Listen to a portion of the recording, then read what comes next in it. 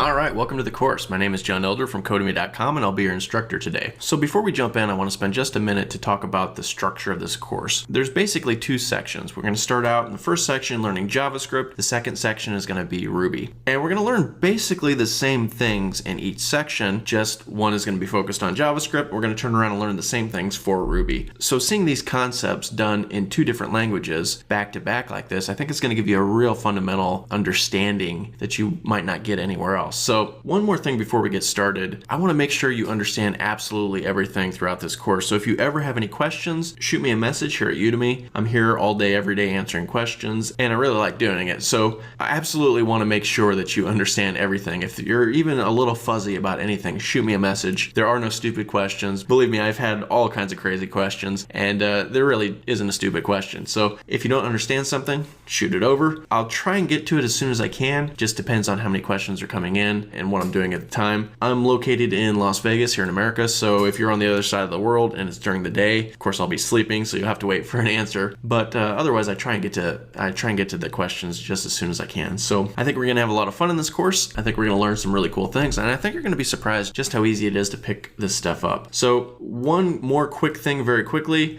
Udemy will ask you for a review very early on. I know it's too early to review the course because you don't know whether it's gonna be good or not, but reviews really make or break us here at Udemy, so I would appreciate it, a 4 or 5 star review. If the course ends up being terrible, you can always go back and change it later on, but I would really appreciate that. So let's jump in the next video and start learning some JavaScript.